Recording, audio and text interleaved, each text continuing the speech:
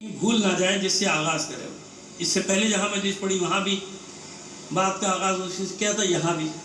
دیکھیے یہ جو آپ دیکھ رہے ہیں نا کہ بار بار مسلمانوں کو اکسایا جا رہا ہے کہ وہ کچھ کریں, ہے نا. یہ معمولی بات نہیں ہے قرآن مجید کی توہین کرنا. یہ ایسے نہیں ہو رہا کہ کوئی آدمی, ایک دیوانہ آدمی آ گیا اور اس نے کام کر دیا, ایک پاگل آ گیا اس نے کر دیا. جیسے کہ شو کیا جا رہا ہے کہ وہ انفرادی کام ہے, پاگل ہوتے ہیں, شدت پسند ہوتے ہیں, کوئی اکا دکا, مطلب ان کے حساب سے کوئی اکا دکا وہ آ کے کام کرتا ہے. یہ ایسا نہیں ہے مسئلہ کہ کوئی وہاں پہ نیشنلٹی لینا چاہ رہا ہے, سیاسی پناہ لینا چاہ رہا ہے اس لیے ایسی حرکتیں کر رہا ہے. نہیں, ایسا قطعاً نہیں ہے. ایسا ہوتا تو وہ کبھی کرنے بھی نہیں دیتے, کسی کو نہیں کرنے دیتے. یہ بڑی منصوبہ بندی کے تحت ہو رہا ہے, میں آپ کو بتا رہا ہوں. یہ بڑی پلاننگ کے تحت ہو رہا ہے. یہ عالم اسلام پہ لشکر کشی کرنے کی تیاری ہو رہی ہے. سمجھیے گا میری بات کو سکون سے, یہ مجلس کا ہی حصہ ہے جو میں پڑھ رہا ہوں, ٹھیک ہے. یہ نہ سمجھیے گا کہ یہ کچھ مجلس سے ہٹ کر ہے, نہیں, یہ میری مجلس کا حصہ ہے جو آج آپ سے میں بھی گفتگو کرنے جا رہا ہوں. عالم اسلام پر لشکر کشی کرنے کی تیاری ہے. کیسے ہے, کیوں ہے, یہ بتاتے ہیں آپ کو کہ کیسے کریں گے اور کیوں کرنا چاہتے ہیں, وہ بھی بتا دیتے ہیں آپ کو. وجہ دیکھیے, اس قسم کے واقعات پے در پے. اچھا, عجیب بات یہ ہے کہ ان ممالک میں ہو رہے ہیں جن ممالک میں کبھی بھی کسی مذہب کا, کسی بھی مذہب کا, کرسچینٹی کا بھی کبھی کوئی زور شور رہا نہیں. یعنی آزاد ممالک میں بھی آزاد ترین, خاص طور پہ سویڈن, ناروے وغیرہ جو ہیں, یہ تمام کیا ہیں, Denmark, Sweden, Norway, Scandinavia countries جو کہلاتے ہیں, یہ آزاد ترین. یعنی یورپینز بھی جب تفریح کے لیے, میں تفریح کا لفظ استعمال کر رہا ہوں, آپ کو سمجھ لیجیے کہ کیا ہے, جاتے تو وہ وہاں جاتے, اتنے آزاد, کوئی تصور نہیں ہوتا. جہاں جس کو جانا ہے چرچ میں چلے جاؤ, مسجد میں جانا چلے بنی ہوئی, کوئی پابندی نہیں. وہاں ایسا کیوں, انہیں ممالک میں ایسا کیوں؟ اور بھی ممالک میں ہوا, فرانس میں بھی ہو رہا ہے, اور بھی جگہوں پہ, لیکن خاص طور پہ یہاں کیوں کیا جا رہا ہے ایسا؟ ایسا اس لیے کیا جا رہا ہے کہ مسلمانوں کو اکسایا جائے. ظاہر کی یہ ایسی چیز ہے کہ بتائیے کون سا مسلمان ہے جو یہ برداشت کرے گا؟ نہیں کر سکتا نا. تو عالم اسلام میں بے چینی ہوگی.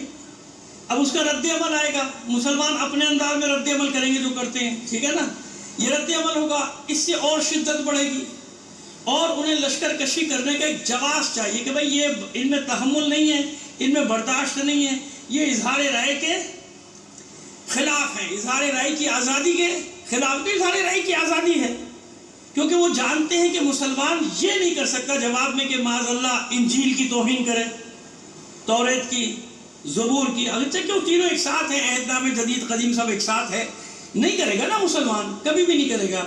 حتیٰ کہ رامین کی توہین بھی نہیں کرے گا مسلمان, جو کہ ظاہر کے مشرکین کی سمجھے کہ ان کی کتاب, کبھی بھی نہیں کرے گا. کسی کی مذہبی کتاب کی توہین مسلمان نہیں کرے گا, ہے سے مسلمان نہیں کرے گا, نہیں کرے گا. وہ جانتے کہ یہ کر نہیں سکتے. تو نتیجہ کیا ہوگا, یا تو یہ کریں یا پھر میدان میں آئیں. جب میدان میں آئیں گے تو کیا ہوگا جناب, شور شرابہ ہوگا نا, توڑ پھوڑ ہوگی. یہ ہمارے سفارت خانوں پہ حملہ کریں گے, ہم ان کے سفارت خانوں پہ چڑھائی کروا دیں گے, لوگوں سے جاؤ چڑھ دوڑو ان کے سفارت خانوں پہ. اور دوسری بات یہ کہ ایک چیک بھی کر رہے ہیں ہمارے حکمرانوں کو کہ ان میں تھوڑی سی کوئی 1% 2% بھی غیرت باقی بچی یا نہیں بچی, کوئی حمیت باقی بچی یا نہیں بچی.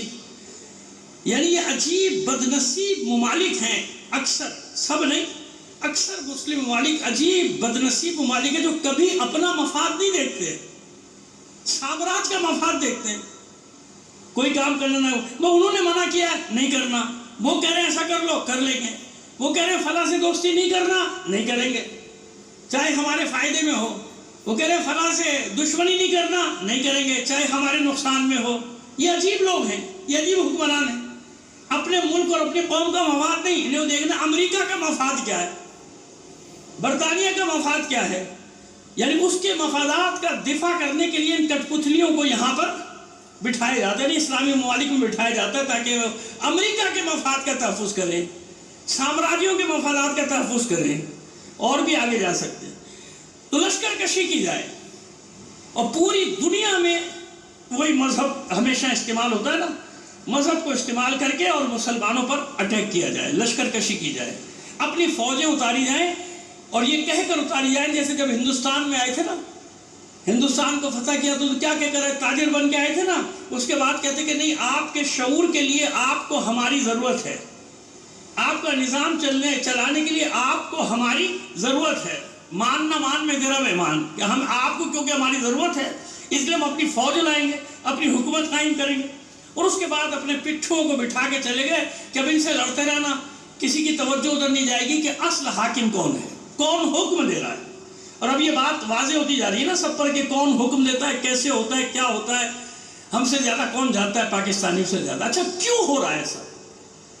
کیوں چاہتے ہیں ایسا کہ مذہبی نفرتیں عروج پکڑتی چلی جائے؟ بھائی آپ کیا تو بڑا ایسا تھا نا کہ مذہبی رواداری کے قائل تھے آپ تو، کہ نہیں کہ ہمارے یہاں یورپ میں، مغرب میں تو بڑی مذہبی آزادی، بڑی مذہبی آزادی، بڑی مذہبی آزادی، یہاں تو کوئی پابندی نہیں ہے، کچھ بھی نہیں ہے، اب وہ ڈھول کا پول کھلتا چلا جا رہا ہے، نقابیں ہٹتی چلی جا رہی ہیں۔ استعمال پھر اسی مذہب کو کیا جائے گا؟ کیوں؟ کیونکہ جن سرزمینوں پر قبضہ کر کے جنگ عظیم اول اور جنگ عظیم دوم کے نتیجے میں جن زمینوں پر، جن ملکوں پر، جن مارکیٹوں پر، جس تیل کی زمین پر قبضہ کرنے کے لیے سب کچھ کیا تھا، وہاں اپنے پٹھو بٹھا دیا تھا کہ اب یہ پٹھو بیٹھے رہیں گے، کام چلتا رہے گا۔ ایک وقت آتا ہے کہ پٹھوؤں کی تیسری نسل آ جاتی ہے، وہ تیسری نسل اس قسم کی پٹھو نہیں ہوتی جیسا پہلے تھا، کیونکہ پہلے کو تو لایا گیا تھا نا، لارنس آف عربیہ، یہ سارے کیپٹن ہیمفرے، کرنل لارنس، یہ سارا گیم آپ سنتے رہتے ہیں، پڑھتے رہتے ہیں، یقیناً پڑھتے بھی ہوں گے۔ تو یہ ساری سازشیں بھی تھیں، وہ آئے، وہ ان کے ہیرو بن گئے، وہ لے کر آ گئے۔ اب جو تیسری چوتھی پیڑھیاں آتی ہیں وہ سوچنے میں مجبور ہو جاتی ہیں بھئی ہمارے ساتھ ہو کیا رہا ہے، ہماری زمینیں گئی، ہمارے ملک گئے۔ وہ قبضہ کرنے کا خواب اسلامی مراکز پر پورا ہونے والا تھا، ان کا خواب یہ پورا ہونے والا تھا، پورا ہونے جا رہا تھا کہ اسلامی مراکز ہمارے قبضے میں آ گئے، ہم نے قبضہ کر لیا، اپنی فوجیں اتار دی، چاہے وہ سویلینز کی صورت میں اتاری، شہروں میں تاجروں کی صورت میں پہنچ گئے، عرب ممالک میں ہمارے سارے پہنچ گئے، سب کچھ ہو گیا۔ اب یہ خواب ان کا شرمندہ تعبیر ان کے خیال میں ہونے جا رہا تھا کہ اب یہ مراکز ہمارے ہاتھ میں ہیں۔ این اس وقت حالات نے کچھ تھوڑا سا پلٹا کھایا۔ جبھی تو میں کہہ رہا ہوں نا لوگوں سے کہ خوش فہمی کا شکار نہ ہونا، کہ جو قریب آ رہے ہیں، کچھ ممالک ایک دوسرے کے قریب آ رہے ہیں، ہم خوش ہو رہے ہیں لوگ، اور لوگوں نے تو ہمارے مومن ماشاءاللہ اتنے آگے بڑھ جاتے ہیں، انہوں نے جنت البقیع بھی بنانا شروع کر دیا۔ وہ خدا کو مانو، تھوڑا صبر کرو، تحمل کرو، بنے گا بنے گا، جب وقت آئے گا بنے گا۔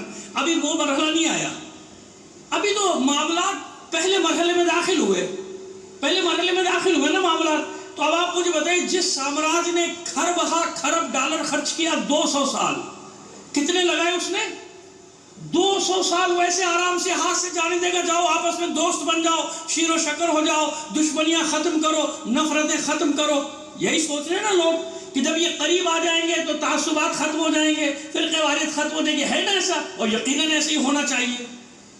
لیکن آپ کیا سمجھ رہے ہیں کہ جس نے یہ بیج بویا ہے، جس نے سارا گلشن لگا، وہ آرام سے بیٹھا دیکھتا رہے گا کہ ہاں سب لے جاؤ؟ نہیں، یاد رکھیے، ایک تاریخ کا اصول یاد رکھیے کہ ایک سامراج جاتے جاتے بھی دنیا کو تباہی دے کر جاتا ہے۔ برطانوی سامراج ختم ہوا دوسری جنگ عظیم کی صورت میں، کروڑوں انسانوں کی جانیں لے کے۔ ان دو جنگوں میں جو وہ لکھتے ہیں مجھے نہیں معلوم، پہلی جنگ عظیم دوسری جنگ عظیم میں 15 کروڑ آدمی ہلاک ہوئے بقول ان کے، دونوں جنگوں میں 10 سے 15 کروڑ آدمی، دنیا تباہ ہوئی ایک سامراج کے ختم ہوتے ہوتے۔ لیکن دوسرا سامراج وجود میں آ گیا، اس کے بعد آیا کہ نہیں آیا؟ تو سامراج اس طرح نہیں چھوڑتا کہ بھئی آپ نے طے کر لیا آپس میں کہ ہم دوست ہو جائیں گے، تو کیسے دوست ہو جاؤ گے؟ وہ جو ہم نے انویسٹمنٹ کی تھی وہ کہاں گئی؟ ہم نے تم کو لڑایا، ہم نے تمہاری حکومتوں کو ختم کیا، اپنی مرضی کی حکومتیں بٹھائیں، ہم نے ایک ملک کے 30 ملک بنا دیے، 20 ملک بنا دیے، 15 ملک بنا دیے، ایک ملک کو مزید بنانے کو تیار بیٹھے ہیں، تو ایسے چھوڑ دیں گے کہ جاؤ آپس میں دوست ہو جاؤ؟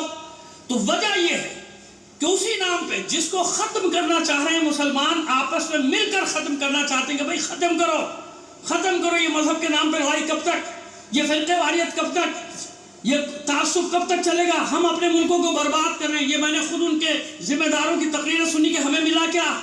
ہماری دولت گئی، ہمارا پیسہ گیا، تمہارا اسلحہ بکتا رہا، ہمارے عرب ممالک تباہ ہو گئے، شام تباہ ہوا تو ہمارا ملک تھا، یمن تباہ ہوا ہمارا ملک تھا، لبنان تباہ ہوا ہمارا ملک تھا، عراق تباہ ہوا ہمارا ملک تھا۔ یہ زبان پہ ہر ایک کی زبان پہ وہاں عربوں کی آنے لگی بات کہ ہمیں کیا ملا، پیسہ بھی ہمارا گیا، فوج ہمارے مرے، شہر ہمارے تباہ ہو گئے، اربوں خربوں کا. جب ان کو اقتصادی پریشانی کا شکار ہوتا تھا سامراج امریکہ، تو وہ کیا کرتا تھا، یہاں پہ اس نے 125 ارب ڈالر کا اسلحہ بھیج دیا، لو بھائی ان کا اقتصادی بحران ختم. 125 ارب نہیں، 125 ارب ڈالر کا اسلحہ بکا، ان کی جو معاشی مشکلات تھی سب ختم، نوکریاں بھی مل گئی، چلانے والے بھی اپنے بھیج رہے ہیں، لوگ بھی اپنے بھیج رہے ہیں کیونکہ یہاں تو کچھ تھا ہی نہیں، لہذا سب کو نوکریاں بھی مل گئی، وہاں کارخانے چلنے لگے، کارخانوں میں 1000 کی جگہ 10,000 آدمی کام کرنے لگا. خدا کے بندو، یہ سارا کھیل کیلکولیٹڈ ہوتا ہے، ایسے نہیں ہو رہا کہ ایک پاگل آدمی کھڑا ہو جائے اور قرآن مجید کی توہین کر دے. لیکن افسوس کی داغ صورتحال کیا ہے، 2 یا 3 ممالک بس جنہوں نے رد عمل دیا، سفیروں کو باہر نکالا، اپنے سفیروں کو واپس بلایا، اس کے سوا کسی میں ہمت نہیں ہو رہی. کیوں ہمت نہیں ہو رہی؟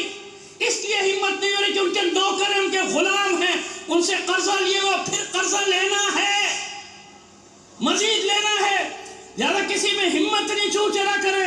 اب وہ نکلتے ہیں دکھاوے کے لیے، ریلیاں نکالتے ہیں اپنا سیاسی قد بڑھانے کے لیے. تم ہی تو ایجنٹ ہو سب سے بڑے، تم ہی تو ہاتھ پھیلائے ہو کہ سب کو آزما لیا، مجھے بھی آزما لو ایک بار، مجھے بھی وزیر اعظم بنا دو. ہے کہ نہیں ہے؟ ایسے نہیں ہوتا کام. جب تک قومیں اکٹھا کھڑی نہیں ہوتی تو حکمرانوں کو غیرت آنی چاہیے. ذرا سی تو غیرت ہو تم میں.